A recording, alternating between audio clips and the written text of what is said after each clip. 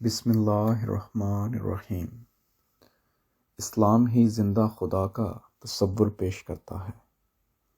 انتخاب از خطبہ جمعہ حضرت خلیفۃ المسیح الخامس ایدہ اللہ تعالی بنص العزیز، فرمودہ 2 اپریل 2010۔ آج اسلام ہی ہے جو زندہ خدا کا تصور پیش کرتا ہے۔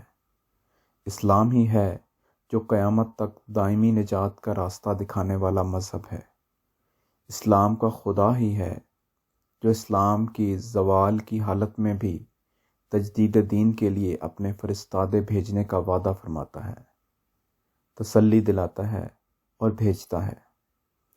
آج اسلام کا خدا ہی ہے جس نے ایمان کو ثریا سے زمین پر لانے کے لیے مسیح موعود اور مہدی موعود کو بھیجا ہے، اور آج اسلام کا خدا ہی ہے جس نے حضرت مسیح موعود علیہ السلام کے بعد آپ علیہ السلام کی خلافت کے نظام کو جاری فرمایا، وہ نظام جو دائمی نظام ہے اور جو مومنین کی جماعت کو ایک لڑی میں پرونے کے لیے جاری کیا گیا ہے، تاکہ ہر فرد کی روحانی خوبصورتی نظر آئے، تاکہ دین کو دنیا پر مقدم رکھنے کے لیے ہر وقت رہنمائی کی کوشش ہوتی رہے۔ پس مسلمانوں کا دین تو زندہ دین ہے، ہمیشہ قائم رہنے والا دین ہے، اور اس کی حفاظت کا اللہ تعالیٰ نے وعدہ بھی فرمایا ہے۔ یہ وہ زندہ دین ہے جس کے غلبہ کا خدا تعالیٰ کا وعدہ ہے۔ پس اگر کوئی مسلمان دین سے دور جاتا ہے تو وہ اپنی دنیا و عاقبت خراب کرتا ہے۔ احمدیت یعنی حقیقی اسلام نے ترقی کرنی ہے انشاءاللہ، اور کوئی طاقت اس کو روک نہیں سکتی۔ بس ہم جو احمدی کہلاتے ہیں، ہم جو حضرت صلی اللہ علیہ وآلہ وسلم کے عاشق صادق اور امام الزمان کے ساتھ کیے گئے عہد بیعت کے مطابق اپنی زندگیوں کو گزارنے کا دعویٰ کرتے ہیں۔ ان کا مقصود دنیا نہیں بلکہ دین ہے، اور ہونا چاہیے، ورنہ تو اس بیعت کا کوئی فائدہ نہیں۔ اور جیسا کہ میں نے کہا، اس دین نے، اسلام نے تو ترقی کرنی ہے، احمدیت نے تو انشاءاللہ تعالی غلبہ کے دن دیکھنے ہیں۔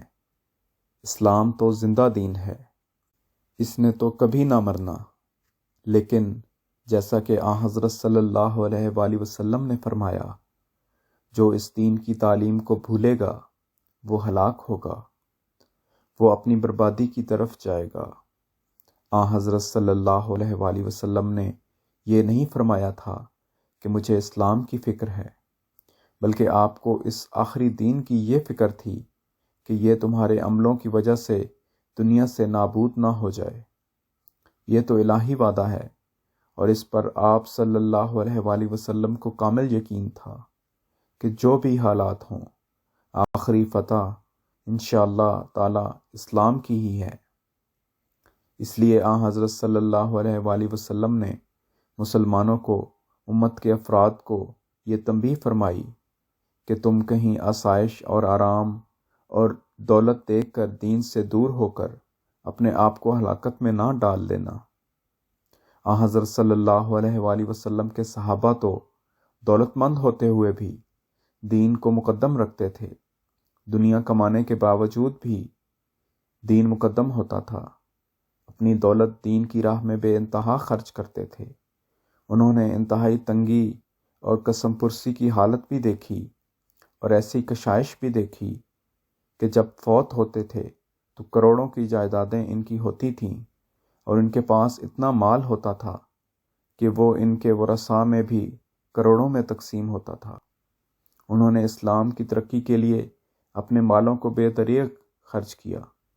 انہوں نے بخل اور کنجوسی کے ساتھ اور پیسے جوڑ کر یہ جائیدادیں نہیں بنائی تھیں، بلکہ وہ اللہ تعالیٰ کے فضلوں کو حاصل کرنے والے تھے۔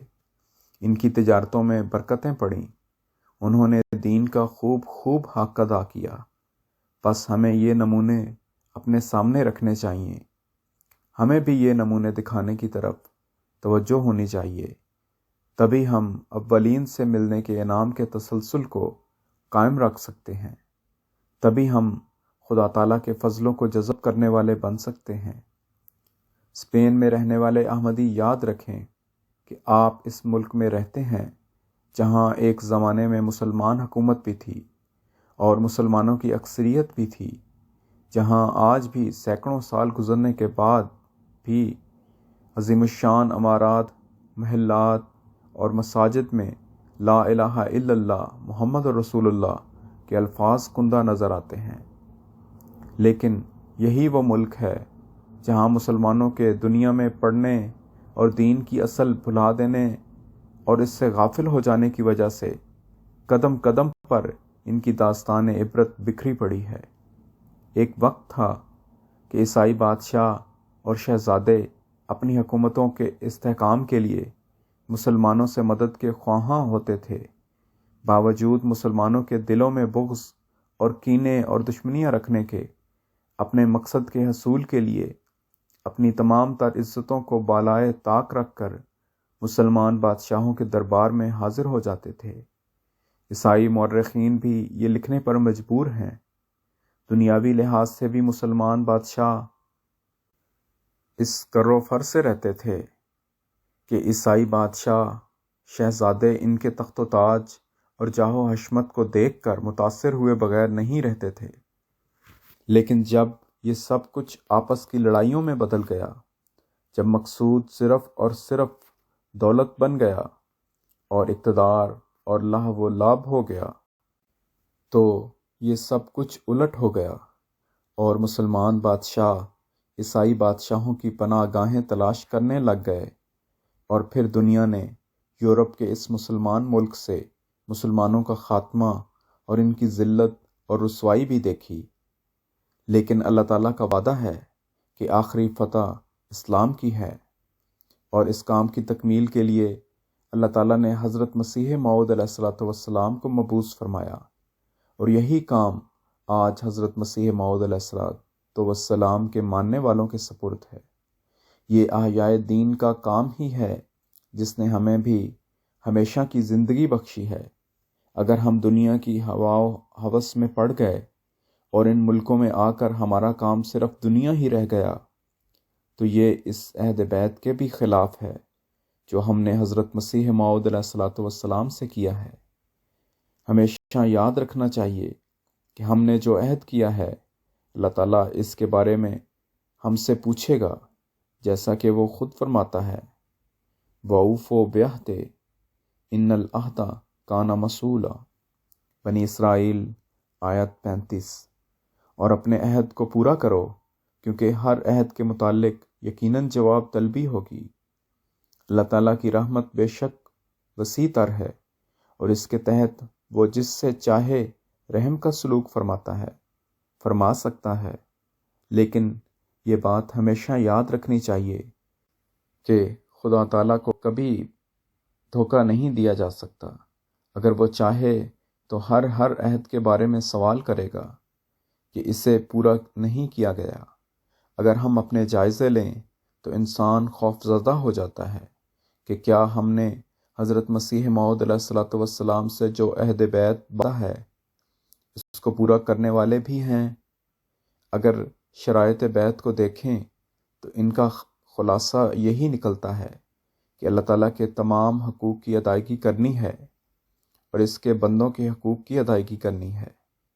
ہمیشہ یہ باتیں ہمارے پیش نظر رہنی چاہیے۔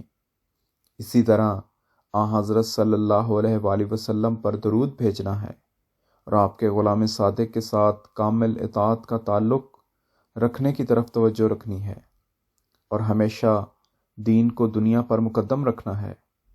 پس اس عہد بیعت کو، جس کی 10 شرائط ہیں، ہر احمدی کو اپنے سامنے رکھنا چاہیے، تبھی ہم اپنی روحانی زندگی کے سامان کر سکتے ہیں، اور تبھی ہم احیاء دین کے کام میں حضرت مسیح موعود علیہ السلام کے ممد و معاون بن سکتے ہیں۔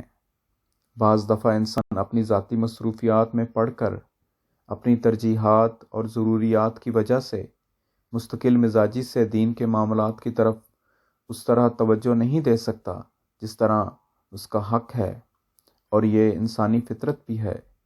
اس لیے وقتاً فوقتاً اس عہد کی جگالی کرتے رہنا چاہیے۔ حضرت صلی اللہ علیہ وآلہ وسلم کے حقیقی غلام بن کر دکھانے کی ضرورت ہے۔ اسلام کی تعلیم کی عملی تصویر بننے کی ضرورت ہے، جو محبت، پیار اور بھائی چارے کے سوا کچھ نہیں ہے، جو حقوق اللہ اور حقوق العباد کے ادا کرنے کے سوا کچھ نہیں ہے۔ اور یہ حالت اس وقت پیدا ہو سکتی ہے جب اپنے مقصد پیدائش کو سمجھیں گے۔ آواز اشارت محمود۔